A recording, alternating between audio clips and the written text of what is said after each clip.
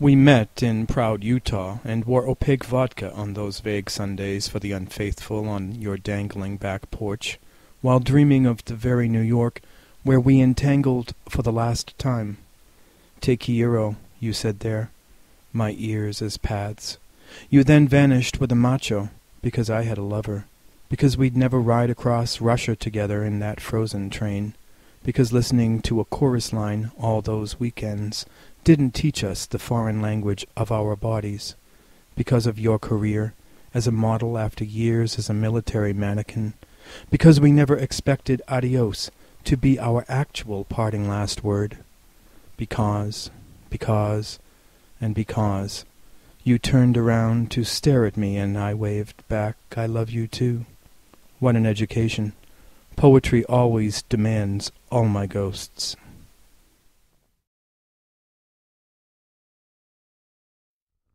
Strolling through genteel gardens contested by dogs, abandoned old women, and peace activists in leather.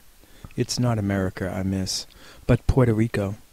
A passing truck blasts Ricky Martin's Living La Vida Loca. I'm returned to Bloomsbury, where they sell Virginia Woolf burgers. I'm dizzy. Do men faint? But press toward the British Museum. A faceless stone mummy blocks my path. Superstitions trump advanced degrees. I retreat, stumble into Virgin Records Superstore, and here is Ricky again. Amigo, we're sad ambassadors from a country that doesn't exist. Will it ever?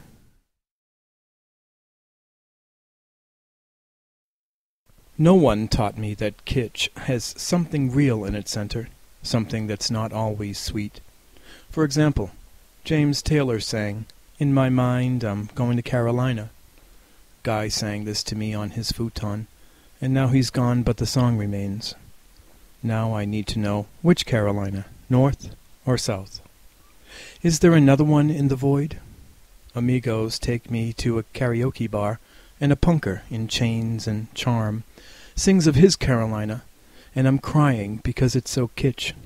A healing far from my bed of invisible nails.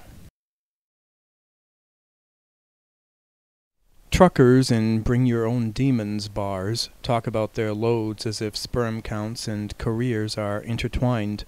They're extras for the latest movie version of Dante's Inferno, Texas style. But I'm here and feeling at home.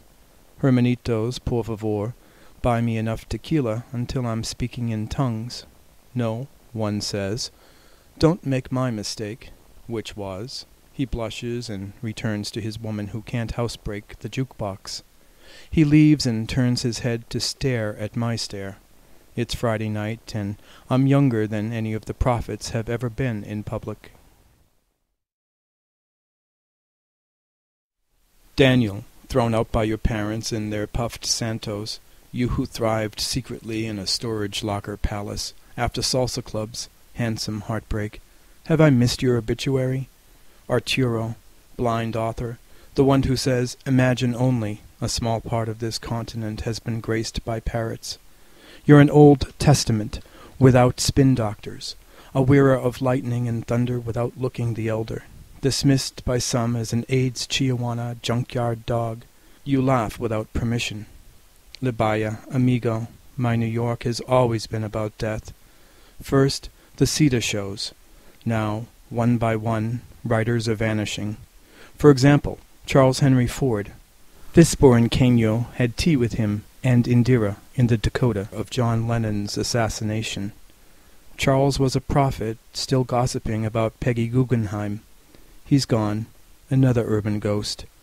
Even the buildings unthread, yield to historical forces that will steal your youth before you can misspend it. Illegal impression.